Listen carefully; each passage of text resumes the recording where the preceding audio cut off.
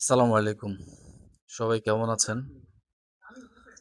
আহ ইদানিংকালে জামাত শিবিরের কথা শুনলে মনে হবে যে বাংলাদেশে তারাই একমাত্র দল যারা কিনা কখনো মিথ্যা কথা বলে না, সবসময় সত্যি কথা বলে, কখনো চুরি বাটফারি করে না, দুর্নীতি করে না, খারাপ কাজ করে না, আকাম কুকাম কিচ্ছু করে না।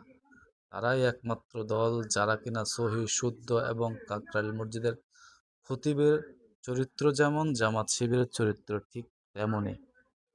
আসলে কি তাই? আপনি আমরা যদি প্রথমে জামাতের আমিরের কথাগুলো ধরি, উনি যখন সংসদে দাঁড়িয়ে কথা বলেন, তখন মনে হবে উনার মতো ভালো মানুষ, একবারে সহি শুদ্ধ মানুষ, একেবারে ভদ্র মানুষ পৃথিবীর বুকে আর একটাও নেই।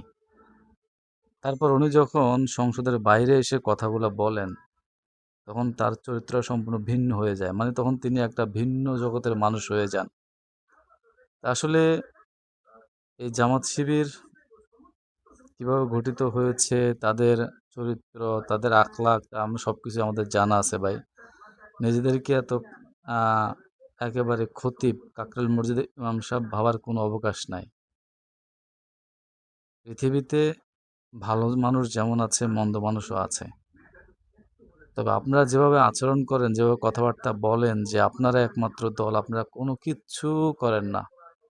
আপনারা কোনো ধরনের অকারেন্স করেন না, কোনো ধরনের দুর্নীতি করেন না, খারাপ কাজ করেন না। অথচ আমরা দেখেছি ৫ই আগস্টের পরে জামাত শিবির নারী ধর্ষণ করছে, মানুষের জায়গা জমি দখল করছে, চুরি বাটফারি করছে, পরকীয়া করতে গিয়ে ধরা খাচ্ছে, তারপরে চাঁদাবাজি করছে। এমন কোনো কাজ নাই, এমন কোনো অপকর্ম না জামাত শিবির করে না। কিন্তু আফসোস তারা বেমালুম ভুলে যায়, বেমালুম অস্বীকার করে। সব সময় জামাত শিবির যত অপকর্ম যত কিছুই করুক, তারা আবার বেমালুম অস্বীকার করবে। স্বীকার করবে না কখনো। এটি তাদের আসল চরিত্র। আপনারাই বলুন, তাদের বর্তমান এবং আগের কর্মকাণ্ড মিল আছে কিনা? ধন্যবাদ।